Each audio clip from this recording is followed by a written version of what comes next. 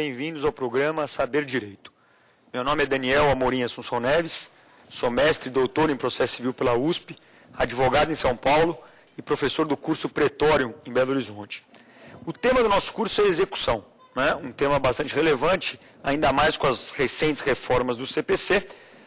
No primeiro encontro, que foi o encontro passado, nós falamos a respeito da penhora, né? Mais especificamente a respeito da impenhorabilidade e da penhora online. E o encontro de hoje tem como tema a responsabilidade patrimonial. Antes de dar início à nossa aula, gostaria de passar o e-mail aqui do programa. O e-mail é saberdireito@stf.jus.br, o e-mail que está aberto a sugestões, comentários, críticas, qualquer tipo de comunicação que os senhores quiserem ter com o programa, utilizem-se desse e-mail. Ok? Então vamos dar início propriamente ao tema desse nosso segundo encontro, que é o tema da responsabilidade patrimonial.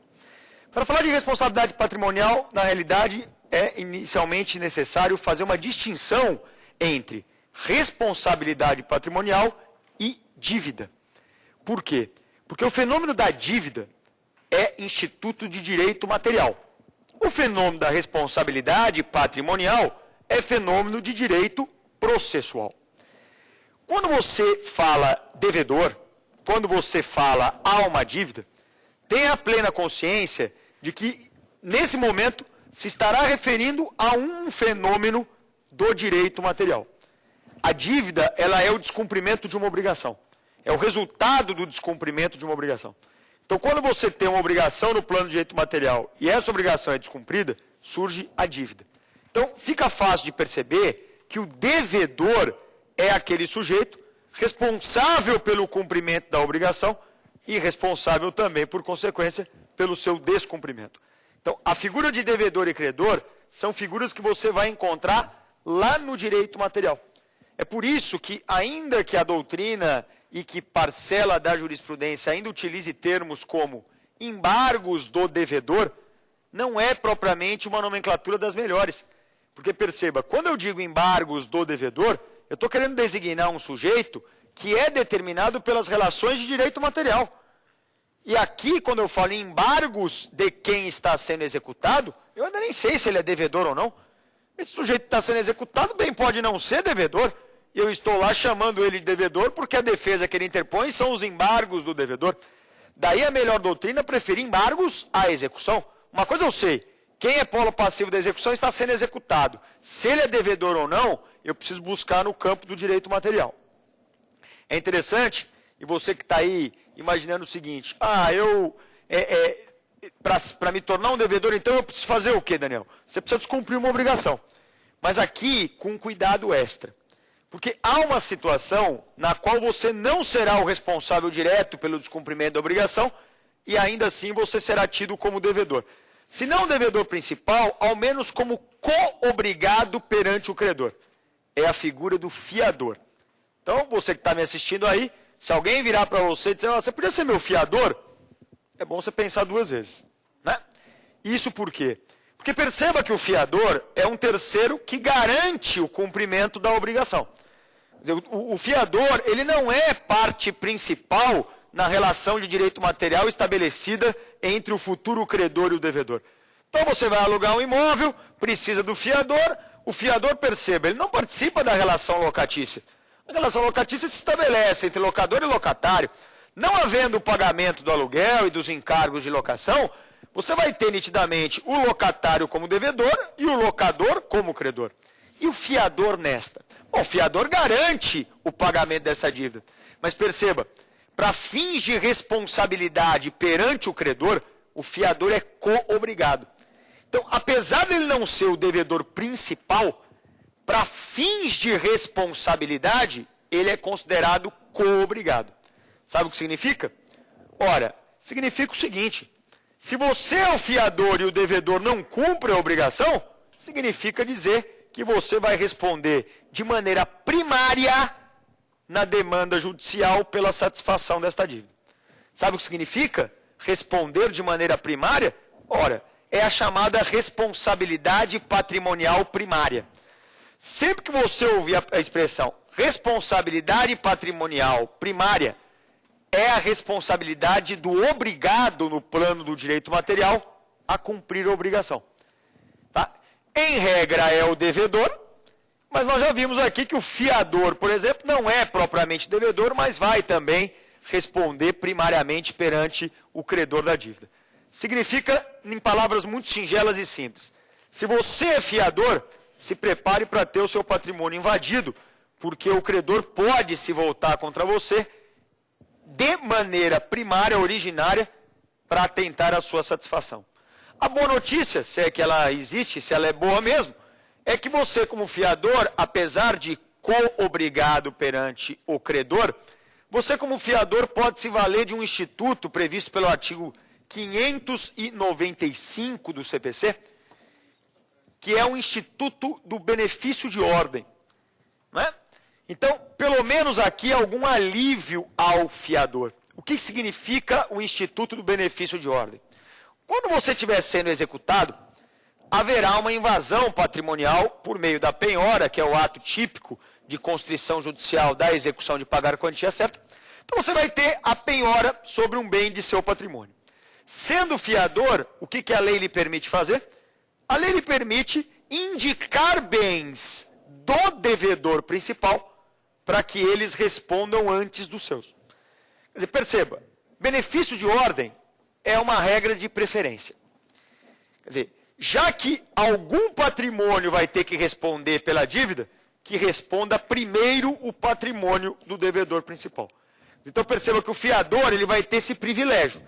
Por isso que a gente chama de benefício. Benefício de ordem. Porque é algo, obviamente, que vai auxiliar o fiador a se livrar da perda patrimonial que seria gerada com a satisfação da obrigação. Agora, dois detalhes são muito importantes com relação a esse benefício de ordem. Então, se você conhece alguém que foi fiador, que agora está enrascado com essa questão da cobrança da dívida, primeira observação que você tem que fazer, e essa é muito importante, é a seguinte. Para você, como fiador, alegar o benefício de ordem, para que seja admissível a alegação do benefício de ordem, você necessariamente tem que ter o devedor principal constando do título executivo exequendo. Significa dizer o seguinte, o credor, ele pode até não estar executando o devedor principal. Ele pode até voltar à execução dele, especificamente, individualmente contra o fiador. Só que toda execução é fundada em título. Sine titulo, nulla executio. Sem título, não há execução. Então, sempre vai ter um título. O devedor principal tem que constar desse título. Perceba, eu nunca vou poder admitir a invasão patrimonial do devedor principal sem título que possa, sem título que embase esta invasão patrimonial. Então, essa é a primeira lição. Se você quiser, como fiador, se valer do benefício de ordem, certifique-se que o devedor principal consta do título. É até interessante, quando você é demandado numa ação de cobrança, então imagina que você é o fiador, e segundo o artigo 275 do Código Civil, o credor escolhe contra quem ele quer cobrar naqueles casos de dívida solidária. Então, havendo mais de um devedor solidário, o credor ele vai escolher contra quem ele quer litigar. Pois bem, ele escolhe litigar contra o fiador. E aí o fiador ele pode pensar o seguinte, já sei, eu vou deixar essa execução correr, aí eu vou ser condenado, mas eu não vou pagar nada. Porque na hora que ele entrar com a execução, com o cumprimento de sentença, eu vou indicar bens do devedor principal. O devedor principal é um sujeito que está bem em termos patrimoniais, ele tem patrimônio para responder, então o fiador ele não se vê muito preocupado com os efeitos futuros dessa demanda. Aí haverá um equívoco. Porque perceba, se a demanda foi movida só contra o fiador jamais, depois de condenado, poderá indicar bens do devedor principal. Porque se a demanda foi proposta só contra o fiador, quem vai constar do título? O credor, que foi o autor da demanda, e o fiador, que foi o réu. É por isso que o fiador, nesse caso, se quiser valer-se do benefício de ordem lá na frente, ele é obrigado a chamar ao processo o devedor principal. Né? Ele vai chamar ao processo o devedor principal. É o artigo 77, inciso 1º do CPC. A primeira causa de chamamento ao processo, porque olha o que o fiador está pensando. Eu vou chamar o devedor principal agora, porque aí nós dois vamos constar do título executivo, e no momento em que esse título for executado, aí eu vou me valer do artigo 595, aí eu vou me valer do benefício de ordem. Então, a primeira dica importante, imprescindível, é: o devedor tem que constar do título. Você tem obrigatoriamente que possuir um título executivo contra o fiador.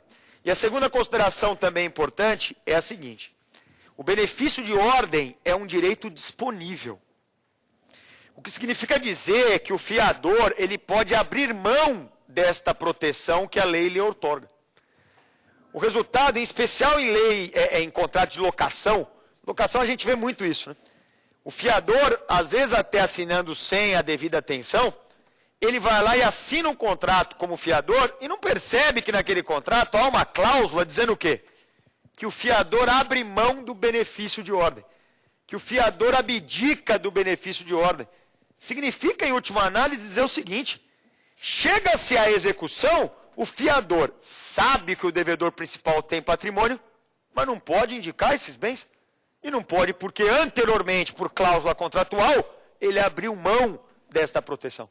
Então perceba, para que você tenha efetivamente o benefício de ordem, o fiador tem que tomar dois cuidados. Primeiro, tem que incluir o devedor principal no título.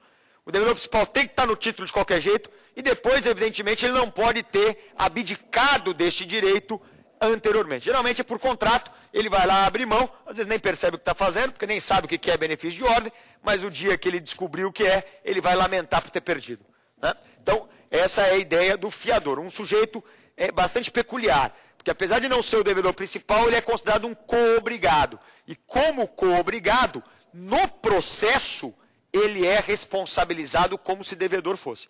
A única mudança, a única diferença, a única particularidade é justamente com relação a essa questão do benefício de ordem. Apesar de ele ser co-obrigado, sabendo que ele não é o devedor principal, dá-se a possibilidade dele exercer o direito previsto pelo artigo 595. Agora, olha só que interessante. Eu comentei com vocês no início que a dívida, a figura do devedor, são fenômenos do direito material. De fato são, né? Você determina quem é o devedor, quem é o obrigado no plano do direito material. E a responsabilidade patrimonial, eu comentei com vocês que seria uma responsabilidade, um aspecto de direito processual. O que é responsabilidade patrimonial? Responsabilidade patrimonial é a determinação de quais os bens de qual sujeito estarão aptos a responder pela satisfação da dívida na execução. Então perceba, há um dado objetivo, nós vamos ter que descobrir quais são os bens que respondem na execução, mas ao mesmo tempo nós vamos ter que descobrir os bens de quem, que esse é o dado subjetivo. Nós vamos primeiro determinar o sujeito que responde, e daí determinando-se qual é o sujeito que responde, determinar-se dentro do patrimônio daquele sujeito quais os bens que respondem pela dívida. Bom, quando o sujeito que responde for o devedor, quer dizer, quando você conseguir detectar no plano do direito material esse sujeito é o devedor, ele tem responsabilidade primária. Agora, o mais interessante é quando o sujeito não é o devedor, mas tem responsabilidade patrimonial. É uma situação, no mínimo, curiosa, né? E por isso excepcional. Alguém que não contraiu a dívida, alguém que não participou da relação de direito material de onde a dívida surgiu, mas que ainda assim responde por ela em juízo. Perceba como é importante aqui fazer a distinção de dívida e de responsabilidade. Porque nesse caso, eu posso gritar até ficar rouco que eu não sou devedor. Eu não sou devedor, eu não sou devedor. Enquanto isso, os bens do meu patrimônio estão sendo retirados dele para responder pela dívida. E aí eu estou gritando lá que eu não sou devedor, quando na realidade isso pouco importa. Porque no processo não interessa se você é devedor ou não, interessa se você é responsável. Eu tenho que determinar quem é o responsável. Se eu descobrir, você pode se preparar, porque o seu patrimônio vai responder pela dívida. Bom, Daniel, é fácil descobrir quem é este responsável? Olha, em regra é fácil, porque na absoluta maioria das vezes, eu já afirmei e reafirmo novamente, o devedor é o responsável. Então é fácil, essa ligação entre quem é devedor e é responsável é muito fácil. mas às vezes, e aí que vem a excepcionalidade que eu queria conversar, você tem a figura do responsável não devedor. Chama-se responsabilidade secundária. O Liebman, há muito tempo atrás, com forte influência no direito brasileiro, deu esse nome, responsabilidade secundária. Então, se algum dia você ouvir essa expressão, responsabilidade secundária, você já sabe o que é. É alguém que não é devedor, que se você procurar no plano de direito material, você não vai encontrar, mas que ele responde ainda assim. Ah, mas responde como? Como é possível alguém que não está participando da relação de direito material responder pela dívida? Aí nós vamos para o CPC. Porque quem nos dá essas situações de responsabilidade secundária é o Código de Processo Civil, no artigo 592. Então, o artigo 592 é o artigo responsável pela determinação dos sujeitos, que apesar de não devedores, respondem com o seu patrimônio pela dívida. Aqui, novamente, quem teve a oportunidade e a paciência de acompanhar o nosso encontro anterior, quando eu analisei a impenhorabilidade de bens, eu não fiz uma análise exauriente do 649, porque isso demandaria muito tempo e ficaria muito cansativo.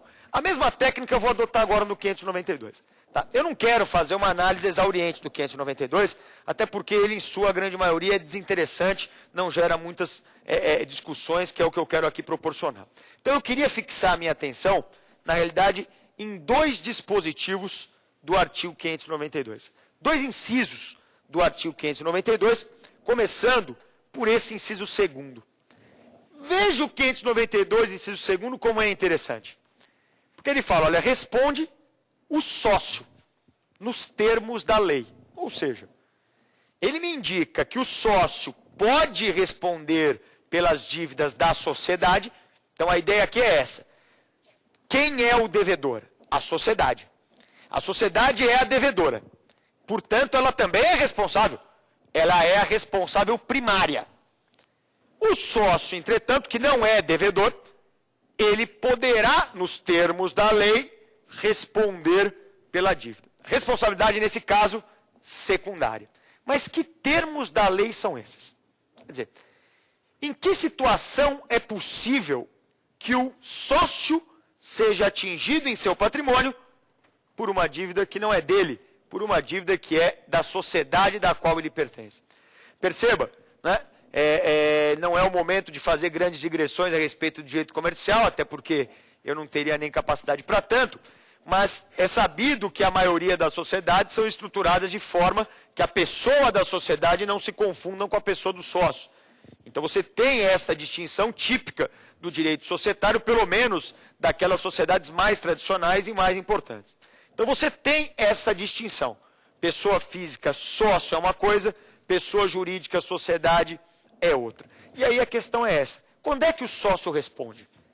Perceba que não pode ser a regra. Porque se você criar como regra o sócio responde pelas dívidas da sociedade, você está acabando com o direito comercial, com o direito societário. Porque aí a grande característica do direito societário, que é a distinção da pessoa, da sociedade e do sócio, deixa de existir, pelo menos para fins de responsabilidade patrimonial. Então, quer dizer, quando o legislador diz que o sócio responde por dívida que não é dele, que é da sociedade, mas nos termos da lei, ele já está deixando claro que é algo excepcional. Ele já está deixando claro que, em regra, o sócio não responde. Tem que ser assim. Né? Sob pena, eu insisto, de você, na verdade, desprezar lições e mais lições de direito societário, de direito comercial, empresarial. Então, como é que nós vamos fazer? Nós vamos buscar na legislação essas hipóteses excepcionais em que o sócio responderá pela dívida da sociedade. Eu, na realidade, costumo dizer o seguinte, há três grandes áreas do direito em que você pode ter essa situação de responsabilidade secundária do sócio. A primeira área é a do direito material. Você pode, no Código Civil, artigo 50 do Código Civil, você pode analisar a questão da desconsideração da personalidade jurídica. Essa é uma hipótese na qual o sócio responde pelas dívidas da sociedade. A ideia qual vai ser?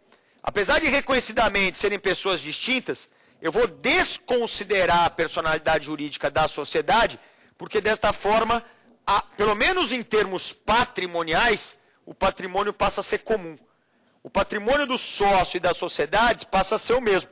E o resultado é que eu poderei, a partir de então, atingir os bens do patrimônio deste sócio, mesmo sabendo que ele não é devedor. É interessante porque a desconsideração da personalidade jurídica, ela depende, e nisso o STJ tem reiteradas decisões, a desconsideração da personalidade jurídica depende de fraude ou desvio de função na administração da empresa, da sociedade. Perceba, fraude, má gestão, desvio de funções na administração. E perceba que a ideia da sociedade não conseguir responder pelas suas dívidas faz parte do jogo. Quer dizer, todos aqueles que vão ao mundo empresarial correm riscos. Então a ideia de que uma sociedade possa dever e não ter como pagar é algo que faz parte do jogo. Agora, se a ausência de patrimônio se deu em razão da fraude, então imagina que os sócios administradores, eles tenham esvaziado propositalmente o patrimônio da empresa, justamente para que essa empresa não tivesse condições de honrar os seus compromissos. Imaginem, senhores, uma gestão fraudulenta.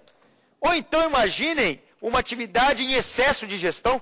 Os sócios tinham algumas atividades permitidas como para praticar e praticam outras que não estavam ali previstas no contrato social, no estatuto, na assembleia de cotistas, de sócios.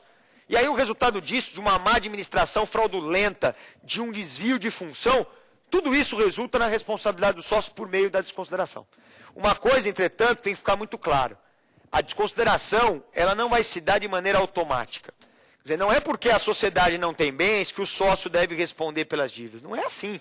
Eu tenho que fazer essa análise a respeito da gestão fraudulenta, da má-fé, do desvio, da fraude e afins. Como é que eu faço essa análise? Incidentalmente na própria execução. Nisso, o STJ também se pacificou. Né? Porque antigamente havia uma discussão no seguinte sentido. Para desconsiderar a personalidade jurídica de uma sociedade, eu preciso entrar com uma ação autônoma? Imagina o seguinte. Você é credor de uma sociedade. Aí você tem que fazer o seguinte. Você tem que receber o dinheiro, porque a sociedade te deve. Você vai ter que entrar com uma ação para desconsiderar a sociedade, para depois entrar com a ação de cobrança, para depois entrar na execução. Quer dizer, quanto tempo mais ou menos nós estamos falando aqui? Muito tempo. Tempo demais. Por mais ágil que seja aí o judiciário do seu estado, da sua região, por mais ágil que ele funcione, vai ser muito tempo. Então, o que o STJ imaginou? Que por questões de efetividade, por questões de celeridade processual, o ideal era fazer o seguinte. O ideal era você permitir a desconsideração de maneira incidental. É o que está acontecendo. Então, hoje, você pode mover a demanda contra a sociedade, tá? Move a demanda contra a sociedade, que é, afinal, a devedora, a responsável primária, e ali, percebendo que houve a má gestão, a gestão fraudulenta, você pede incidentalmente a desconsideração, o juiz pode incidentalmente decidir por ela e já determinar a invasão patrimonial dos sócios. Então, é algo que, em termos de celeridade, de economia processual, é algo evidente. Então, essa é a primeira forma de você atingir o sócio, nos termos da lei civil. Você tem previsão de desconsideração no Código Civil, você tem no Código de Defesa do Consumidor, artigo 28, você tem na CLT. Quer dizer, a lei material pode prever essa desconsideração e essa é uma hipótese bastante interessante na qual o sócio responderá com seus bens, mesmo não sendo o devedor. A segunda hipótese é o direito societário. Porque o direito societário ele pode criar algumas regras que determinam a responsabilidade do sócio não devedor. Lhe dou alguns exemplos. A sociedade irregular ou a sociedade de fato, ela tem essa característica de os sócios responderem pelas dívidas. Então, se você pegar uma sociedade irregular, uma sociedade meramente de fato, qualquer dívida contraída por essa sociedade será de responsabilidade também do sócio. Então, eu posso atingir os bens do sócio, por quê? Porque a norma societária que me permite essa invasão. Então, nos termos da lei, pode ser também a lei societária, não só a lei civil, né? Mas a lei societária também tem essa possibilidade. Em terceiro e último, a lei tributária. A lei tributária ela pode criar, como cria, a figura do responsável tributário.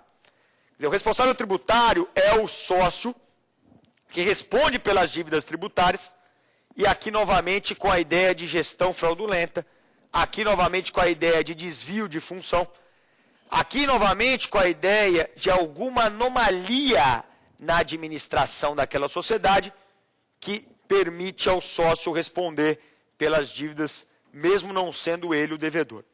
Aqui, quem tiver uma curiosidade maior a respeito do tema, cumpre fazer uma leitura do artigo 121 do CTN, que é quem vai tratar com pormenores da figura do responsável tributário. Um detalhe importante aqui também do STJ pacificado. O responsável tributário, ele não precisa constar da CDA, porque invariavelmente quando você tem a dívida tributária, o título que está sendo executado é a CDA, a certidão da dívida ativa. Então você tem um procedimento administrativo que resulta na inclusão da dívida na certidão da dívida ativa. Desta inclusão há a expedição de uma certidão. Esta certidão da dívida ativa, que é aquela dívida tributária pecuniária que já foi incluída na lista da dívida ativa, na relação da dívida ativa, você expede a certidão e vai executar. Bom, quem vai estar nessa certidão? Invariavelmente vai estar a sociedade, que é a devedora. Contra ela é movida aquele procedimento administrativo e, ao final, acaba se expedindo a certidão contra ela.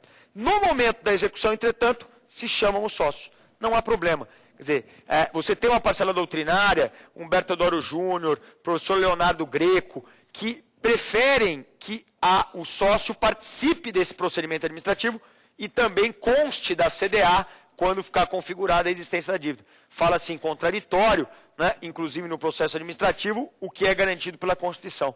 Mas o STJ, ele entende que essa responsabilidade secundária do sócio não exige a sua presença nem no processo administrativo, nem na CDA. Então, hoje, é pacificado lá em sede de Tribunal Superior que, ingressada a demanda baseada numa CDA, uma execução de título judicial baseada na CDA, contra a sociedade, é plenamente admissível você atingir o patrimônio do sócio, desde que ele se mostre, no caso concreto, responsável tributário à luz do Código Tributário Nacional, do artigo 121 do CTN. Tá? Então, essa é a primeira hipótese que eu acho interessante, que é a do sócio nos termos da lei. E o segundo inciso, e esse causa muita discussão, e uma discussão sadia e interessante, é aquela discussão a respeito da figura do cônjuge. O cônjuge que responderia com a sua ameação pela dívida do outro cônjuge. É o artigo 592, inciso 4º do Código de Processo Civil. Bom, aqui nós temos que tomar atenção no seguinte sentido. Quando você tem a figura da dívida gerada pelo cônjuge, primeira missão que cabe ao operador do direito é analisar no plano do direito material se aquela dívida não foi contraída por ambos os cônjuges. Porque aqui é evidente que se ambos os cônjuges contraíram a dívida, o que vai acontecer nesse caso? Ambos serão considerados devedores. E se os dois são devedores, também é correto entender que os dois são responsáveis primários. O resultado disso é muito simples. Se você tiver uma dívida contraída pelos dois cônjuges, você como credor pode escolher quem executar. Você pode executar os dois, você pode executar seu marido, sua mulher, você escolhe contra quem você quer executar. O interessante aqui é perceber, e esse é meu objetivo maior, em termos de responsabilidade patrimonial, os dois respondem da mesma forma. Os dois são devedores, os dois respondem de forma principal. Ok? Agora, vamos imaginar que a dívida não foi contraída por ambos. Que a dívida foi contraída somente por um dos cônjuges.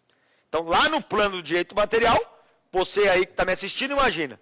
Aquela sua vizinha foi lá no mercado, fez uma compra fiada, e essa compra não foi quitada, né? O valor não foi quitado no seu devido momento, e aí vem a pergunta.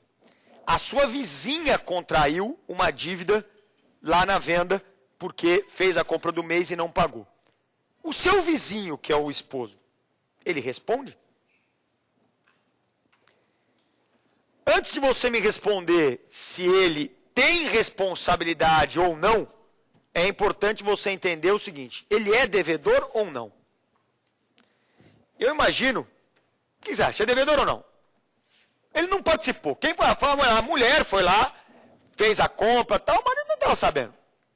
Ele participou da relação de dívida material? Não, não participou. Pelo menos da relação fática, da onde surgiu a dívida, ele não participou. E aí? Ele é devedor? Pois em tese não. Porque se ele não participa da relação de dívida material, como é que ele vai ser devedor? Ele foi o responsável pelo surgimento da dívida? Não foi. O responsável pelo surgimento da dívida foi a esposa, que foi lá, contraiu a dívida e não quitou a sua obrigação. Agora, olha só que interessante. Vale aqui a leitura, e não só a leitura, mas também a aplicação, do artigo 1643, 1643 e 1644 do Código Civil. Olha que interessante. Olha o que ele vai dizer. A dívida contraída por um dos cônjuges para fins de economia doméstica torna o outro cônjuge devedor solidário. Então, olha o que eu estou querendo te dizer. Se você demonstrar que a dívida é contraída por um deles, marido ou mulher, pouco importa. Se você provar que a dívida contraída por um deles reverteu para a economia doméstica, o outro pode nem saber o que está acontecendo. Pode nem saber da onde surgiu aquela dívida. Mas saiba que ele é considerado, à luz do direito material, devedor solidário. Significa dizer o seguinte: qualquer dívida contraída por um dos cônjuges para fins de economia doméstica torna os dois cônjuges responsáveis primários. Perceba, se eles são co-obrigados no plano do direito material, os dois respondem de forma primária na execução. Daniel, o que seria a dívida referente à economia doméstica? Olha, tudo leva a crer que as dívidas referentes à economia doméstica sejam aquelas dívidas referentes à manutenção do lar. Então, dívidas contraídas para manter o lar seriam dívidas referentes à economia doméstica. Esse meu exemplo, claro, foi proposital, é um exemplo de dívida contraída para fins de economia doméstica. Porque, afinal, foi a compra do mês. Foi aquilo que manteve a residência em termos de comida, em termos de estrutura, durante todo o mês. Então, obviamente, é uma dívida de economia doméstica. Perceba que o credor, que é o dono da vendinha, ele agora terá tanto a possibilidade de executar a esposa, que foi com quem ele fez o negócio jurídico, como também o marido. Que, apesar de não ter participado do negócio jurídico, ele é corresponsável, porque assim determina o Código Civil nos artigos 1643 e 1644. Tá? Nesse caso, então, pode escolher contra quem litigar, pode formar litisconsórcio, é litisconsórcio facultativo, mas a ideia é, os dois vão responder, e aí não tem essa de meação, percebe? Porque quando os dois cônjuges são devedores, quem vai falar em preservação da meação? Isso não existe. Não vai preservar nada, está devendo, vai perder tudo. Tá? Então a ideia é essa. Nesse caso específico, você pode esquecer, não é a questão de responsabilidade secundária, nada disso, é responsabilidade primária. Vamos imaginar então uma outra situação. Já sabemos, recapitulando, se os dois cônjuges forem devedores, os dois são responsáveis primários, a ideia de salvar a meação é absolutamente inadequada. Se um deles for o devedor, mas a dívida for de economia doméstica, os dois também são considerados co-obrigados, também aqui a ideia de preservar a meação também é inadmissível. Então vamos chegar numa situação onde nós tenhamos algum tipo de debate mais interessante. Um dos cônjuges é o devedor, o outro não. E não é dívida referente à economia doméstica. Então chegamos onde eu queria. Então eu tenho lá um cônjuge, quem você quer que seja o devedor? A esposa ou o marido? O marido, é claro. Né? O marido, então, né? Pode ser o marido. Então o marido é o devedor. A esposa não é devedora porque não participou da relação de direito material. O marido contraiu a dívida.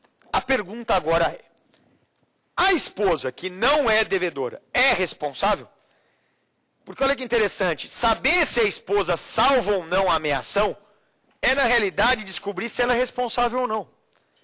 Porque se ela for responsável, pouco importa se ela é devedora. Nós já vimos aqui. A responsabilidade é processual. Se eu chegar à conclusão que a esposa, mesmo não devedora, é responsável, ela vai perder a meação. Ela vai responder com a sua meação pela dívida, porque ela é responsável. Então aqui, perceba, partindo do pressuposto que ela não é devedora, nós vamos descobrir se ela é ou não responsável. daí vai depender também o quê? Os fins, né, daquele dinheiro obtido, daquela vantagem econômica obtida que deu o surgimento da dívida. Por quê? Porque a regra é muito simples. Se aquela dívida reverteu em benefício do casal ou da família, tá? Não interessa que só um dos cônjuges contraiu a dívida. Porque o outro cônjuge, apesar de não ter contraído a dívida, vai ser considerado o responsável. Perceba, ele será responsável secundário. Ele responderá com os seus bens, mesmo não sendo devedor. Então, é isso que eu vou ter que detectar. Foi em benefício do casal ou da família?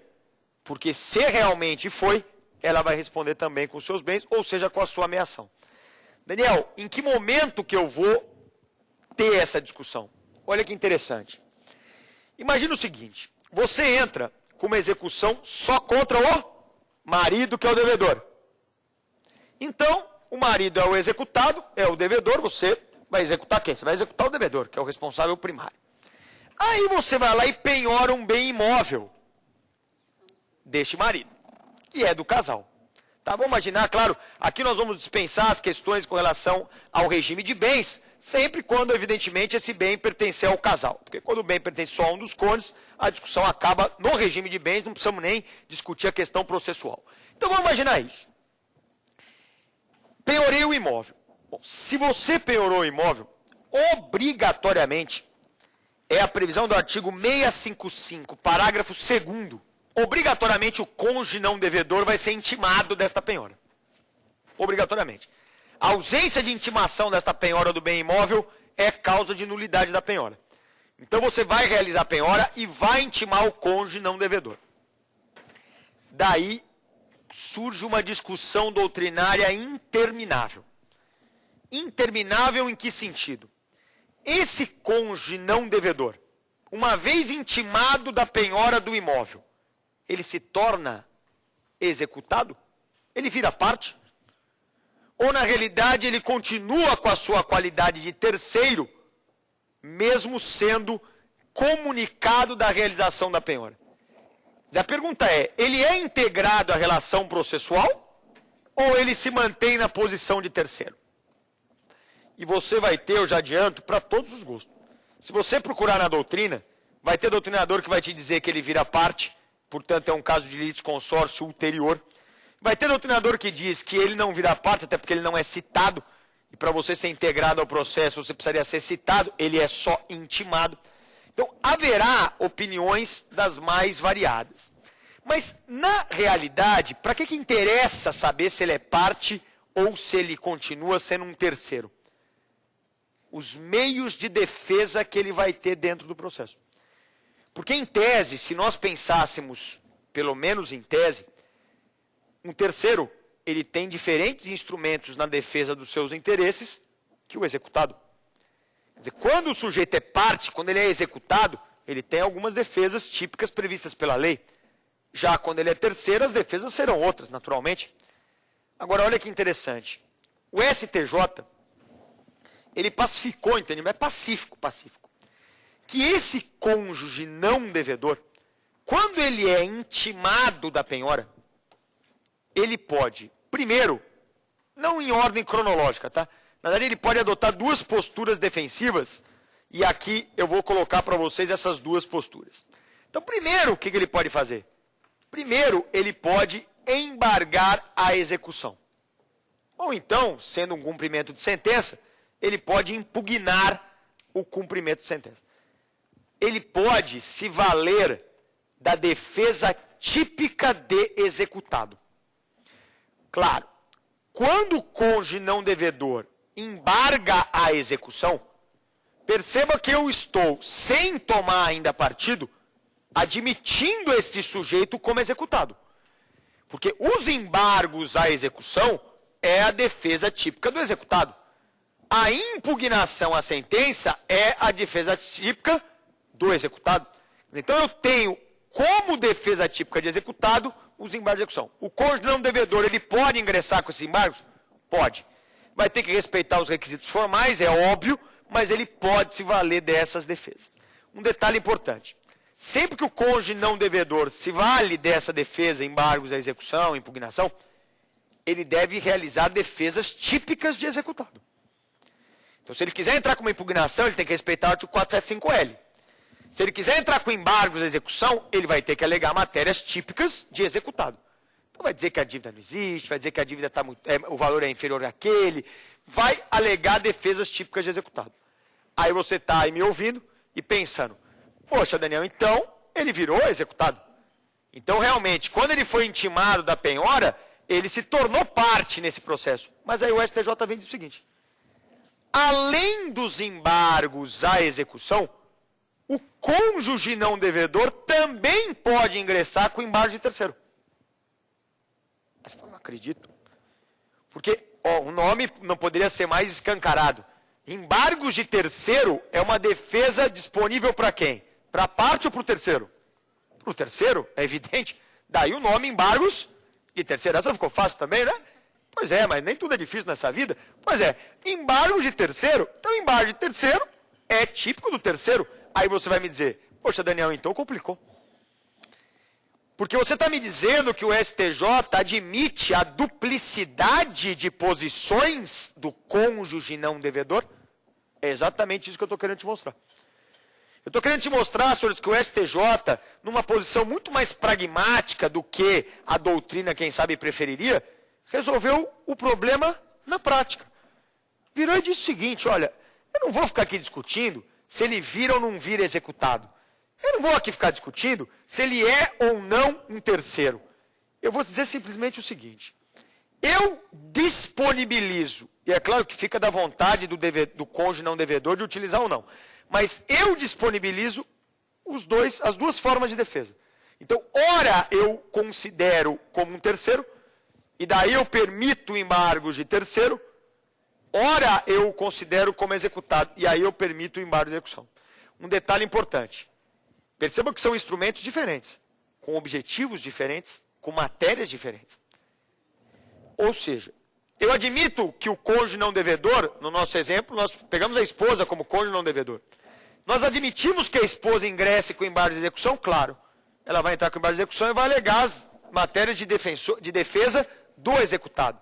Mas ela também pode alegar embargo de terceiro uma outra matéria. Nos embargos de terceiro é que você vai ter a defesa da ameação.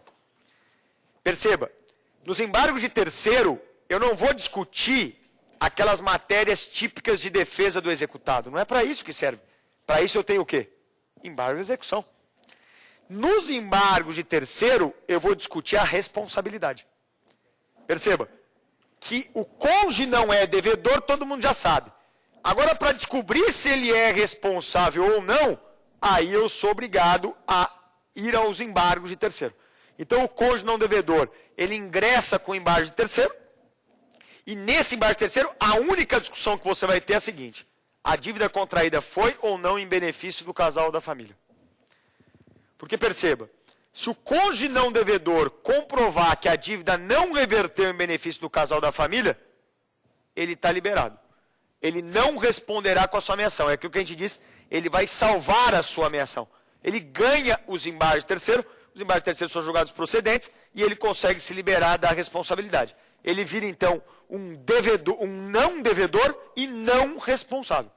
Agora, determinado nestes embargos que a dívida sim beneficiou o casal ou a família, aí ele vai responder. Ele passa a ser um não devedor responsável. É o caso da responsabilidade secundária. Tudo vai ser definido, portanto, nesses embargos de terceiro. O que o cônjuge não devedor deve ficar atento é que ele deve respeitar as limitações procedimentais das duas espécies de defesa. Ele pode entrar com embargo de execução e com embargo de terceiro. Ele pode se valer até mesmo desses dois instrumentos de defesa. Não há problema nenhum. O que ele não pode fazer é misturar as coisas. Ele não pode, por exemplo, querer alegar em embargo de terceiro a inexistência da dívida ou o excesso de execução. Porque essas são defesas do executado. Devem ser manejadas nos embargos da execução. Eu não posso, por exemplo, querer discutir a ameação e, por consequência, a questão da responsabilidade secundária em série de embargos de execução. Porque essa é uma matéria típica de embargo de terceiro. Né? O que nós poderíamos aceitar, e isso a doutrina já até colocou, o professor Humberto Teodoro Júnior lhe diz, o que o executado poderia fazer nesse caso, o cônjuge não devedor, seria acumular os dois embargos num só. Então, eventualmente, até que se admitiria essa situação. Então eu entro com embargo só, vamos chamar de embargão. Então é um embargo, ao mesmo tempo execução e embargo de terceiro. Se eu respeitar o prazo menor, está ótimo. Até porque, cá entre nós, é até bom para o processo em termos de economia processual, né? Porque aí já resolve logo todas as questões que tem para resolver e não fica na pendência de aparecer lá na frente um novo embargo com uma nova discussão para travar o andamento do processo. Então, se o cônjuge não devedor quiser acumular todas as defesas dele num embargo só, a doutrina até admite. Agora, cá entre nós, né? Falando agora como advogado. O tradicional é que o cônjuge não devedor primeiro embargue a execução, porque o prazo é mais exíguo. Né? Então ele vai lá e entra com embargo de execução, discute todas as matérias que tem para discutir como devedor. E no caso de não ter o acolhimento total, da execução prosseguir, aí ele entra com embargo de terceiro. Quer dizer, ele deixa para momentos distintos, porque afinal acabam sendo dois instrumentos de defesa distintos que ele pode usar no mesmo processo para atrapalhar a vida do exequente. Essa que é a verdade. Então é muito raro, eu pelo menos nunca vi, o devedor, o cônjuge, perdão, não devedor, fazer um embargo só. Ele geralmente gosta de soltar um e depois, no momento propício, ele solta outro. Isso acaba complicando mais a vida do próprio exequente. Agora, um dado interessante aqui é o seguinte.